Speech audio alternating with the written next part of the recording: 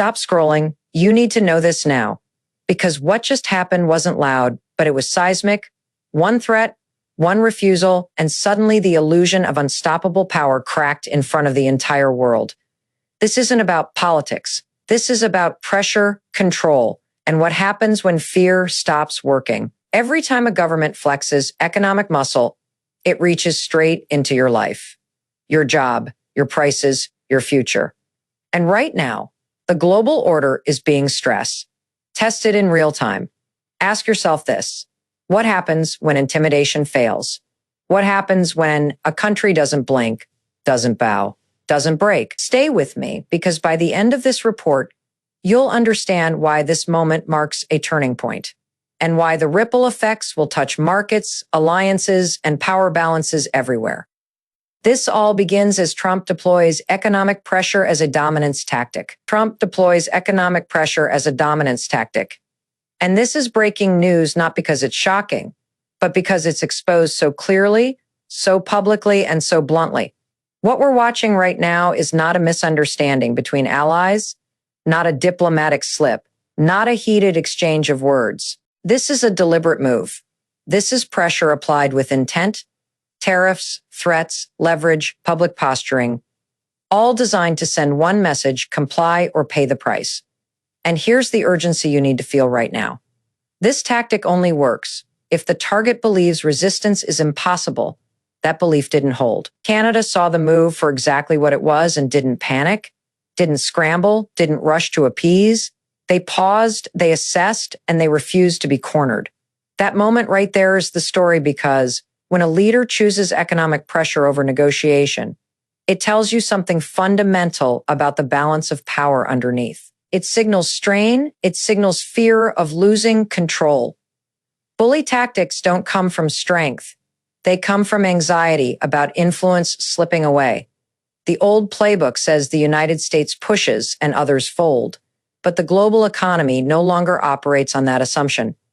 Supply chains are dispersed, energy markets are diversified, trade partnerships are layered. Canada isn't trapped in a single channel dependency.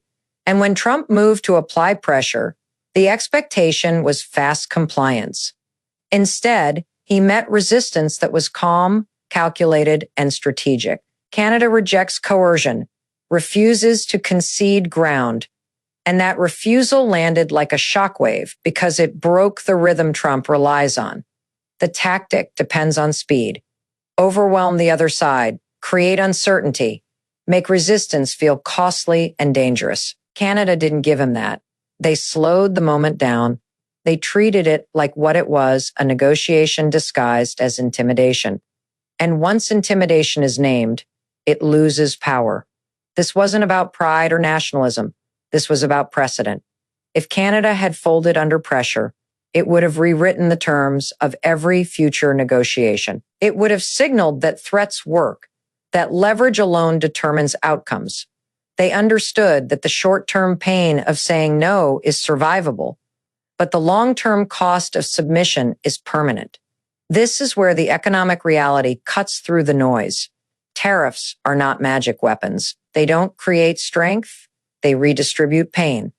When you weaponize trade, you don't isolate damage. You spread it across workers, consumers, industries, and allies. Canada understood that escalation would hurt both sides, but surrender would hurt only one. So they held their position. They didn't escalate recklessly. They didn't collapse under pressure. They treated the situation like a structural problem, not an emotional one. That's why this moment matters. Because the United States no longer holds the monopoly on leverage it once did. For decades, economic dominance allowed Washington to dictate terms. But globalization changed that architecture. Power is now distributed across regions, alliances, and systems. When Trump applies pressure, he's operating from an outdated assumption that fear alone can bend outcomes. But fear doesn't move interconnected economies the way it once did. Interdependence changes the equation, and Canada played the equation, not the theatrics. What you're seeing right now is a collision between old-style dominance politics and modern economic reality. Trump's move was designed to force a reaction, to reassert control, to show strength to a domestic audience, but internationally, it revealed constraint. When coercion replaces cooperation, it signals that voluntary alignment is weakening, and that's the signal Canada read correctly.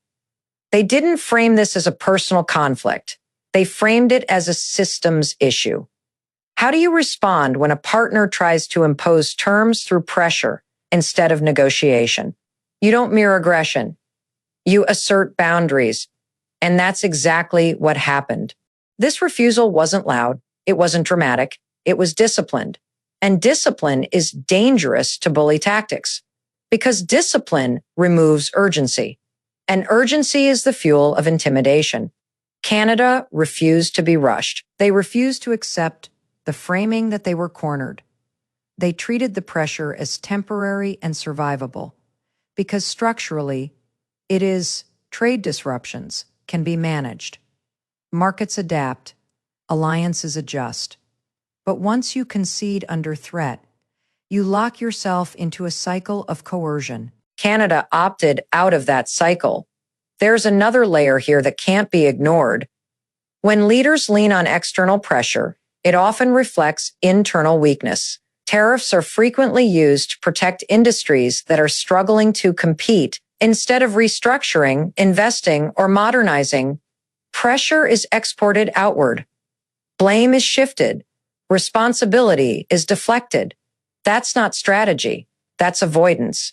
And Canada's refusal forced that avoidance into the open. It made clear that intimidation cannot substitute for reform. This is why the moment resonated globally. Other nations are watching closely. Mid-sized economies, regional powers, trade partners, all observing what happens when someone says no. Because this isn't just about Canada and the US, it's about whether coercion still works in a multipolar world. Canada's response suggests it doesn't work the way it used to, not when the target understands the structure, not when they're willing to absorb short-term pressure to protect long-term autonomy. And that's the core of this breaking news.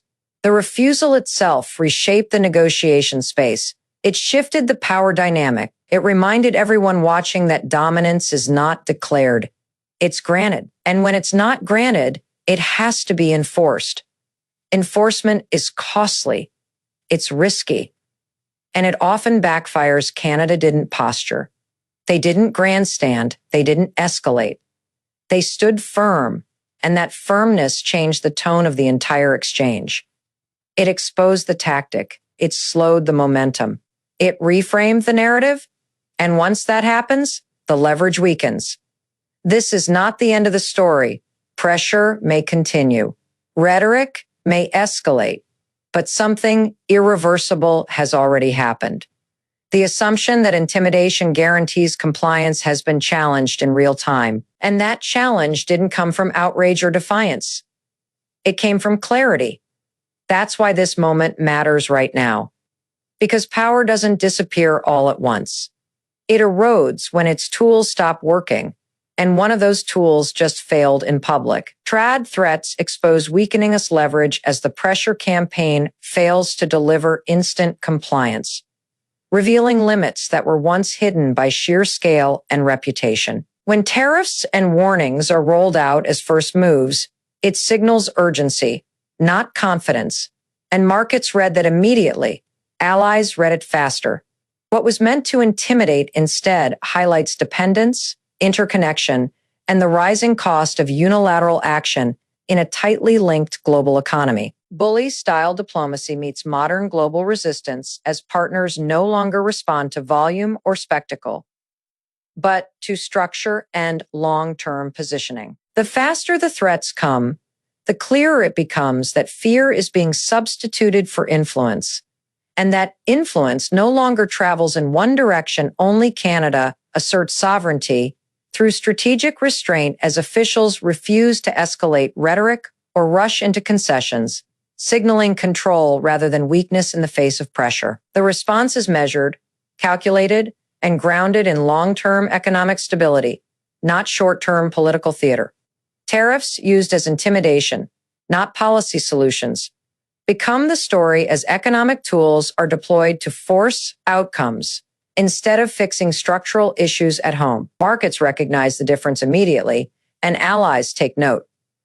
Because coercion may create headlines, but it does not create sustainable leverage in a system built on mutual dependence. Multipolar economy limits unilateral U.S. power as trade, energy, and supply chains now flow across multiple centers of influence, reducing the impact of one-sided pressure campaigns.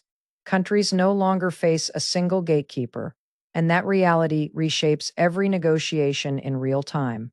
Submission avoided to prevent future coercion becomes the quiet strategy, as Canada's refusal signals that conceding under threat only invites repeated pressure. The decision reframes resistance as risk management, not defiance, and underscores a global shift where resilience comes from diversification, not dependence.